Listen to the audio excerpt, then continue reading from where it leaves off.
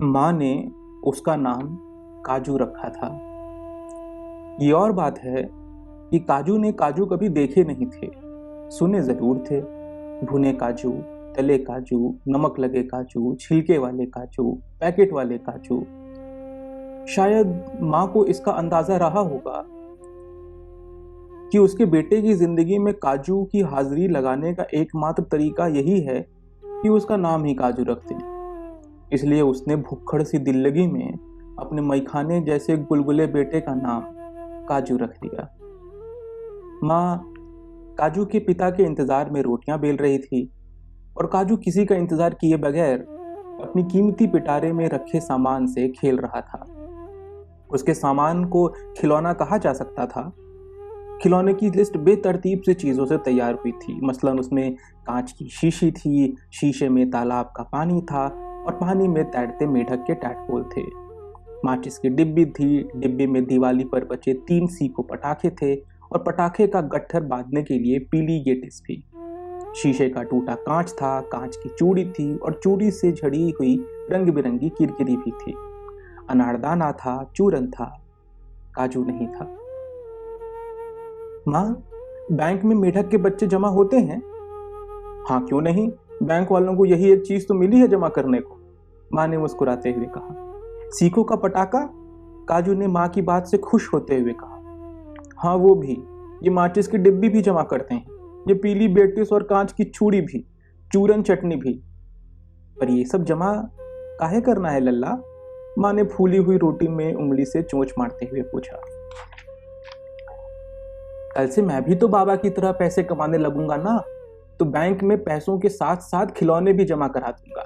मेढक के बच्चे जल्दी बड़े हो जाएंगे ना, अगली दिवाली तक बैंक वाले पटाखों का पूरा पैकेट भी वापस करेंगे, चूड़ी दर्जन भर वापस करेंगे, तो तुम पहन लेना, काजू ने फुदकते हुए कहा। ये तुमको बैंक के बारे में इतना कौन बताया काजू जी महाराज? मजनू की दुकान पर वो टीवी पर आ रहा था, रोज तो आता रहता है। लल्ला, फिर तो तुमको भी बैंक में जमा करवा देती हूँ, हमारे लिए 2-2 लल्ला बनाकर दे देंगे। माँ ने फुदकते हुए काजू को रबर की गेंद की तरह बाहों में लपकते हुए शरारत से कहा। माँ गुदगुदी कर रही थी, काजू गदगद हो रहा था। वो माँ की बाहों से छूटकर भागने की उतनी ही कोशिश कर रहा था जितने में वो माँ से छूट भी ना पाए और उसे गुदगुदी से पल भर को राहत भी मिल जाए। उसे पता था कि माँ के हाथों में ज्यादा ताकत नहीं है, इसलिए वो छूटने को जोर नहीं लगाता था। वो हंसता था तो माँ को बहुत सुकून मिलता था। वो पेंटर हो जाती थी और उसके चेहरे पर यहाँ वहाँ मिक्की माउस वाली स्माइल पेंट कर देती थी। होठ कानों तक खिलखिला आते थे और फिर थक कर गोल हो जाते थे। माँ जादूगर हो जाती थी, काजू जादू हो जाता था। 2 पल के लिए ऐसा लगता था कि काजू की नाभि खुशियों का बटन है। माँ उस पर उंगलियां फिराती है तो खिलखिलाहट खिल जा सिमसिम हो जाती है। माँ बस बस, माँ ने काजू को छोड़ दिया और वो वापस रोटी फुलाने लगी। उसे रोटी काजू के पेट से लग रही थी, नरम, छुई मुई। काजू खाए बिना ही सो गया। माँ ने शायद जगाया भी हो, क्योंकि काजू सोते हुए बेहद सुंदर लगता था और वो रात को नींद से अचानक उठा दिए जाने पर रुआसा हो जाता था, इसलिए माँ ने न उठाया हो। कांच की बोतल में टैडपोल भी सो गए और तालाब का पानी भी। पानी शायद इसलिए सो गया था क्योंकि सोते हुए टैडपोल अंग्रेजी के कॉमा जैसे लगते थे। पानी उनकी शक्ल को सच मान बैठा होगा और ठहर गया होगा। सोते हुए टैडपोल धीरे धीरे मेढक में मेटामॉर्फोसिस हो रहे थे और मेटामॉर्फोसिस की इस प्रक्रिया में उनकी पूंछ गायब हो रही थी। ये तो भला हुआ कि उनमें सोचने के लिए दिमाग नहीं था, वरना वो एक सुबह उठते और अपनी पूंछ को नदारद पाते तो उनको बड़ी बेचैनी होती। पता नहीं टैडपोल किस ख्याल में सोए थे, पर काजू तो इस ख्याल में सोया था कि कल से जब वह चाय की दुकान पर नौकरी करने लगेगा तो उसको महीने का 1500 रुपए मिलने लगेगा और वो माँ के लिए जूते खरीद सकेगा। माँ रोजाना काम से लौटती थी तो उसके पैर सूजे हुए होते थे। काजू जिद करता था कि वो मुलायम वाले जूते खरीद ले, लेकिन वो फिजूल खर्ची नहीं करना चाहती थी। बच्चे के पैरों में जूते नहीं हो तो माओ को अपने पैरों में चप्पल होना भी फिजूल खर्ची ही लगता है।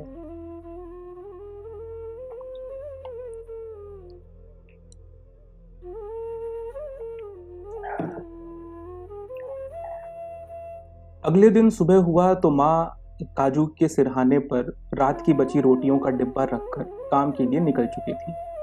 काजू भी फटाफट तैयार होकर मजनू की दुकान पर पहुंच गया।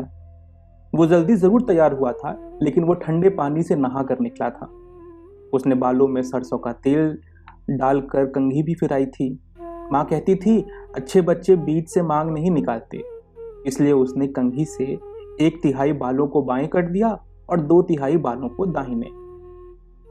काजू को का अंदाजा था कि वो ठीक वक्त से थोड़ा पहले ही मजनू की दुकान पर पहुंच गया होगा। मजनू भगोनों में चाय खौला रहा था और चाय आसपास की हवा को खौला रही थी। आ गया, चल सीधे काम पे लग जा कछुआ, बाकी का बाद में समझाऊंगा। काजू आंखें गोल करके मजनू को ऐसे देख रहा था जैसे मछलियां एक्वेरियम के अंदर से देखा करती हैं। अरे बाबा, इतना मुश्किल नहीं है रे, कान खुला रखने का और हाथ मजबूत रखने का। जो भी ग्राहक आवाज देगा उसके पास जाने का और ऑर्डर लेकर आने का। समोसा बोलेगा तो इधर रखा मिलेगा, नहीं तो मैं छान रहा होगा। चाय मांगेगा तो इधर से भरा भराया कप उठाने का और उधर दे के आने का। सिंपल। काजू ने काम समझकर हाँ की एवज में आंखें मिचकाई। मछलियां आंखें नहीं मिचकाती, पर उनको कुछ समझ भी तो नहीं आता। अगले ही पल काजू हर जगह था। वहां जहां खाने के आइटम की कोई भी आवाज थी, वहां जहां बर्तन या गिलास खाली हो रही थी, अगर उस वक्त उसकी आंखों पर पट्टी भी बांध दी जाती तो बस आवाजों को जोड़ता हुआ अपना काम पूरा कर लेता। मजनू की आवाज को ग्राहक की आवाज से एक सरल रेखा में जोड़ देने से उसका काम पूरा हो जाता था। ए छोटू, 2 कचौरी लेकर आ जल्दी। लाया साहब। ओए हाफ पैंट, 1 कड़क चाय लाना। हाँ साहब। अबे बहरे, जी साहब। अरे बेटा जरा चटनी और देना। हाँ हाँ अभी लाया। काजू मजनू की स्टाइल में जवाब देना सीख रहा था। बात की बात पूरी कर देने से काम बेहद आसान हो गया। मजनू अपनी छोटी वाली आंख से काजू पर नजर रख रहा था और बड़ी वाली आंख से चूल्हे पर। वे सिक्के की खनक से ज्यादा नोट का कड़कड़ाना सुन सकता था। काजू हर बार पैसे नोट लेकर चूल्हे के पास रखे गल्ले में डाला जा रहा था और मजनू को पूरा हिसाब दे जाता था। अगर चटनी लग जाने से नोट गंदा हो जाता था तो वो उसे बनियान से हल्का सा पोंछकर गल्ले में डालता था। सिक्के आसानी से पोंछे जा सकते थे, लेकिन नोट जरा करीने से पोंछना होता था। वो 5 का सिक्का सीधे बनियान में डालकर चमका देता था और 10 का नोट झाड़ने के लिए वो उसे एक हाथ की हथेली पर रखकर दूसरे हाथ की 2 उंगलियों को बनियान से कवर करके पोंछ देता था। मजनू काजू को देखकर मुस्कुराया।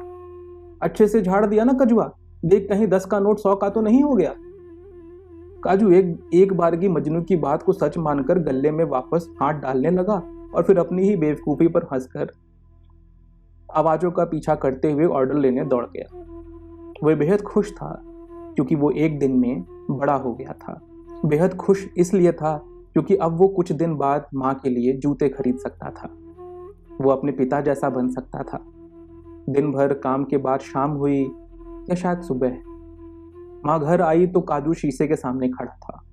वो दोनों होठों को अंदर भींचकर ये देखने की कोशिश कर रहा था कि शायद उसे मूंछ आ रही है। उसने पिताजी का दाढ़ी बनाने वाला डिब्बा निकाला और होशियारी से ब्रश पर शेविंग क्रीम डाला। पिता की नकल करते हुए उसने सावधानी से क्रीम चेहरे पर लगाकर ब्रश से झाग बनाया। उसे पहले पहल गुदगुदी सी महसूस हुई, लेकिन 6-8 बार रगड़ करने पर गुदगुदी बंद हो गई। हाँ, रोमांच अब आने लगा था। बिना ब्लेड लगाए रेजर गालों पर फिराया तो चेहरे पर से झाग उतरना शुरू हो गया। जहां झाग था वहां काजू नहीं था, उसके पिता थे। जहां झाग उतर चुका था वहां वहां काजू था। क्या इसका उल्टा होना चाहिए? ये उसके लिए अब तक का सबसे नया खेल था। दाढ़ी बनाकर अक्सर बच्चे कैसे अपने पिता जैसा महसूस करने लगते हैं, ये भी उसने आज ही जाना था। अरे रे बाबा, ये लड़का क्या कर रहा है? माँ जोर से चिल्लाई। काजू चोरी पकड़े जाने पर डरा नहीं। उसने एक बार माँ को पलट कर देखा और वापस आईने में देखने लगा। अरे अब मेरी भी दाढ़ी मूछ आने लगी है, इसीलिए तो बना रहा हूं, इसमें इतना हल्ला करने की क्या बात है? कट जाएगा, पागल हो क्या? अरे छोड़ो, जल्दी से, ब्लेड नीचे रखता है कि नहीं? अरे इसमें ब्लेड तो लगाया ही नहीं है, तुम भी ना, कुछ पता तो है नहीं तुमको, ये हम आदमी लोगों का काम है, तुमको समझ नहीं आएगा। अभी बताते हैं तुमको काजू जी महाराज। माँ ने काजू को पकड़कर आंचल में दबा लिया और वो उसे गुसल खाने से उठाकर सीधे खटिया पर ले आई और वो जबरन अपने आंचल से उसका चेहरा साफ करने लगी। माँ क्या कर रही हो? अरे मैं सच कह रहा हूँ, मुझे मूछ आने लगी है, देखो तुमको भी दिखाई देगा। हाँ खूब दिखाई दे रही है हमको तुम्हारी मूछें, देखो कान तक पहुंच गई है। अब चुपचाप मुंह हाथ धोकर आओ, नहीं तो चोटी बना देंगे तुम्हारी मूछ की और रबड़ लगा देंगे। अब मैं बच्चा नहीं रह गया, जो भी बाहर जाकर पैसे कमाने लगता है वो बच्चा नहीं रहता। मजनू ने आज हमको काम करने का 20 रुपया दिया है, ये देखो। अरे आज तुमको पहले दिन ही पैसा मिल गया काजू जी महाराज? हाँ, मजनू ने कहा कि आज पहला दिन है और तुम बहुत बढ़िया काम किए, इसलिए नकद 20 रुपए दे रहे हैं, उसके बाद महीने महीने ही मिलेगा। लेकिन समझ लो, यदि गिलास तोड़ोगे तो एक गिलास का 5 रुपया मैं काट लेगा। अगर एक भी गिलास नहीं तोड़ोगे तो महीने के आखिरी में 5 रुपया इनाम भी दूंगा। तभी 5 रुपए का बाजार से मूछ खरीद लाए हो तुम? माँ ने मुस्कुराते हुए पूछा। 5 रुपया? और नहीं तो क्या, मजनू ने तुमको 20 रुपए दिया, लेकिन तुम्हारी मुट्ठी में 15 रुपया है। अब तुम उसका समोसा तो खाए नहीं होगे, मूछ ही खरीदे होगे। माँ ने काजू को गुदगुदाते हुए कहा। नहीं माँ, समोसा खाए थे, सच्ची, छोड़ो माँ गुदगुदी मत करो ना, सच्ची समोसा खाए थे। अरे तब फिर चेहरे पर ये 100 ग्राम मूछ कहाँ से आ गई है? अरे नहीं है मूछ, छोड़ दो ना माँ, छोड़ दो। अच्छा अब कभी दाढ़ी नहीं बनाएंगे, छोड़ दो ना, सच में समोसा ही खाए थे। माँ काजू को छोड़ना नहीं चाहती थी, वो उसे लगातार हंसता देखना चाहती थी। अगर उसका बस चलता तो वो उसे रोज नियम से गुदगुदी करती, वजह बेवजह, खासकर तब जब वो उसके मनपसंद का खाना नहीं बना पाती थी, तब जब वो उसकी जिद पूरी नहीं कर पाती थी, तब जब वो सिर्फ टैडपोल का दिल बहलाता था, क्योंकि माँ उसे और खिलौने नहीं दिला सकती थी। माँ खाना बनाने लगी और काजू अपने खिलौनों से खेलने लगा। टैडपोल थोड़ा और बड़े हो चुके थे। उसने अंदाजा लगाया कि अब उन्हें एक बड़े मर्तबान में डाल देना चाहिए। छोटी शीशी में यहाँ वहां तैरने पर उनकी पूंछ लड़ रही थी। वो अब कॉमा से फूल कर अंग्रेजी के क्यू जैसा हो गए थे। उसने माँ से अचार का मर्तबान मांगा। माँ ने थोड़ी नानुगुर के बाद एक मर्तबान धोकर साफ कर दिया। काजू ने उस पर कॉपी किताब वाला स्टिकर भी लगा दिया। नाम मेढक, कक्षा तालाब, विषय काजू।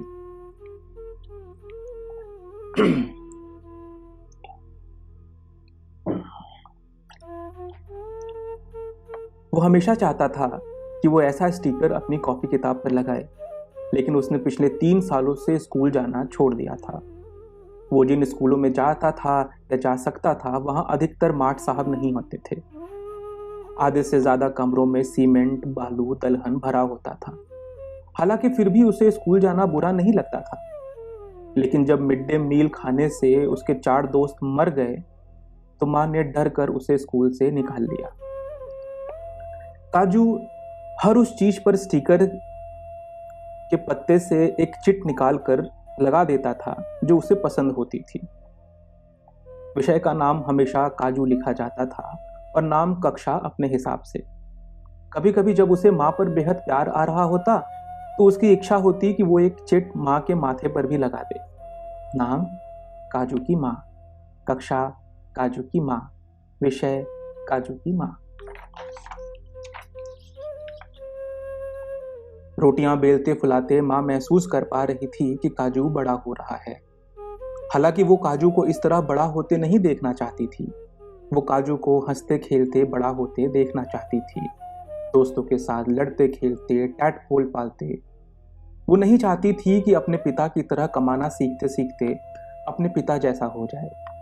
ये अलग बात है कि वो अपने पिता जैसा सिर्फ इसलिए हो जाना चाहता था जिससे वो अपनी माँ के लिए जूते खरीद सके। और वो सब कुछ जो माँ के लिए पिता नहीं खरीद पाए, वो सब जो गैर जरूरी था, काजू उसे अपनी माँ के लिए जरूरी कर देना चाहता था। लाल रंग की लिपस्टिक, बालों के लिए पीले रंग की फूलदार बंदनी, लाल रंग की कसीदे वाली चुन्नी, हर वो चीज जो चमकती थी और जो पटक रंगों से बनी थी, हर वो चीज जो या तो उसके पिता टाल जाते थे या फिर उसकी माँ खुद जिद करके टलवा देती थी।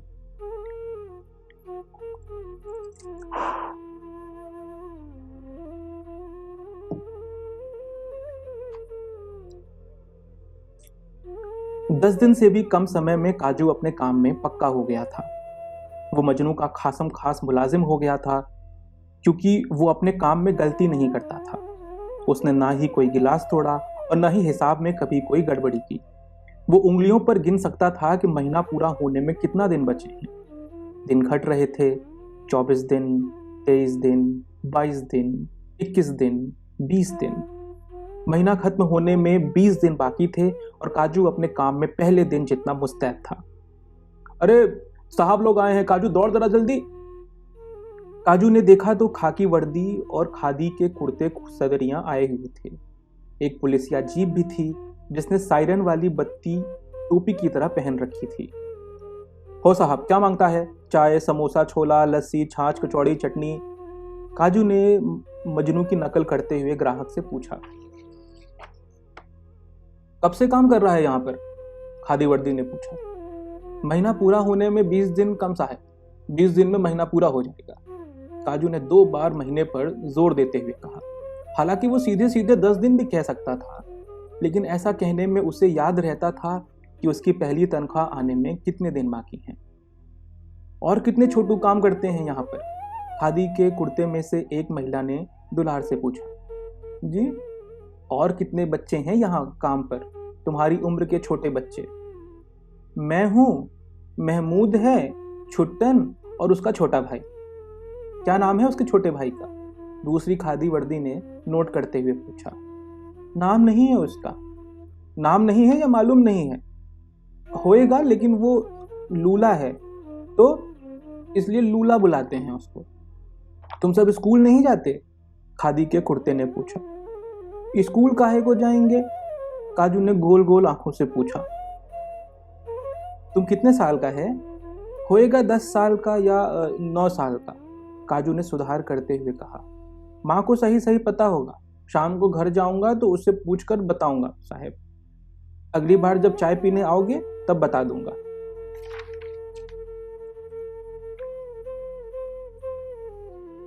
बाकी सब लड़का लोग कितने साल का है? स्कूल जाता है? स्कूल नहीं जाता, सब मेरे बराबर का ही होएगा। क्या लाऊं साहब वो बताओ, काजू ने थोड़ा डरते परेशान होते हुए कहा। अरे बंद करो ये सब दुकान, खादी वर्दी ने चीखते हुए कहा। जब तक काजू कुछ समझ पाता, मजनू की दुकान बंद कराए जाने का सिलसिला शुरू हो चुका था। काजू डर गया, लेकिन वो ये नहीं समझ पा रहा था कि दुकान आखिर क्यों बंद कराई जा रही है।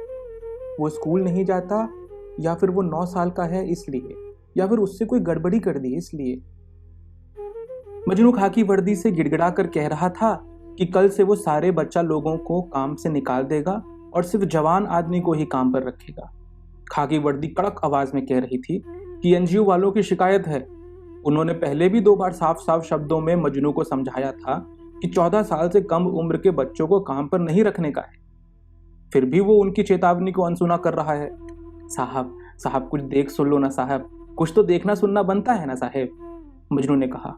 तू साला मेरे को क्या दिखाएगा सुनाएगा? साला चाय वाला होकर सेठ की जुबान बोलता है, साहब ने कहा। साहब पहले चाय तो पी लो ना साहब, फिर बात करते हैं। साहब चाय पीने लगे। चाय की पहली चुस्की गले में उतरते ही देखने सुनने की मशक्कत शुरू हो गई। मजनू दिखा रहा था, साहब देख रहे थे। बीच बीच में मजनू सुनता था और साहब सुनाते भी थे। काजू टीन शेड में बैठा जोर जोर से रो रहा था। खादी का कुर्ता ममता से उसकी ओर बढ़ा और उसने काजू को गोद में बिठा लिया। कितने क्यूट हो तुम, काजू रोने लगा। तुम दुकान पर काम क्यों करते हो? स्कूल जाया करो बेटा, काजू ने जवाब में कुछ नहीं कहा। अगर अभी स्कूल नहीं जाओगे तो हमेशा ऐसे ही चाय की दुकान पर छोटी मोटी मजदूरी करते रहोगे। अगर स्कूल जाओगे तो कल को बहुत बड़े आदमी बनोगे। ये तुम्हारी भलाई के लिए है। काजू और जोर जोर से रोने लगा। तुम्हें मालूम है, हमारे प्रधानमंत्री जी भी पहले चाय वाले थे, लेकिन अगर वो सिर्फ चाय की दुकान पर काम करते रहते तो आज देश के प्रधानमंत्री नहीं होते। क्या तुम उनके जैसा नहीं बनना चाहोगे? जूते जूते। काजू ने बमुश्किल रोने के बीच में जा और उसमें बड़ी ऊ की मात्रा लगाकर जू भरा। हिम्मत करके रूंधे गले से त को धक्का मारकर उसमें ए लगाया। पता नहीं एनजीओ ने कितना समझा, कितना नहीं। खाकी वर्दी और मजनू के बीच देखने सुनने की कश्मकश आखिरकार मुकम्मल हुई और ये तय हुआ कि चारों बच्चों को महीने भर की तनख्वाह देकर रफा दफा किया जाएगा और मजनू दोबारा कभी 14 साल की उम्र से कम के बच्चों को काम पर नहीं रखेगा। देखने सुनने में कुछ 1000-2000 लगे भी। ए लड़का, इधर आओ। खाकी वर्दी ने जोरदार आवाज में काजू को बुलाया। काजू ने आवाज का पीछा नहीं किया। वो डर गया और खादी के कुर्ते की गोद से कूद कर भागा, जब तक कि वो दुकान से ओझल नहीं हो गया। अरे बेटा सुनो तो, अपने पैसे तो लेकर जाओ, एनजीओ ने ममता भरी आवाज में पुकारा। आवाज ने काजू का पीछा किया पर वो शायद उस तक पहुंच नहीं पाई।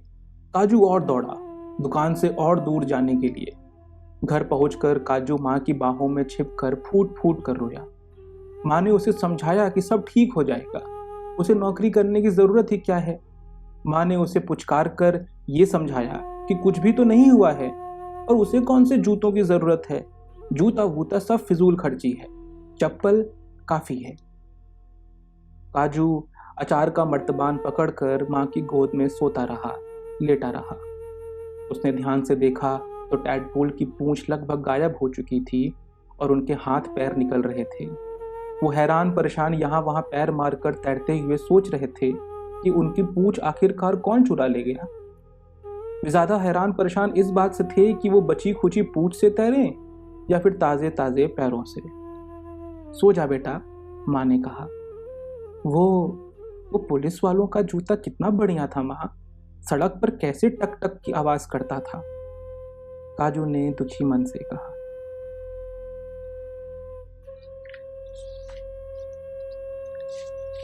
बस इतनी सी थी।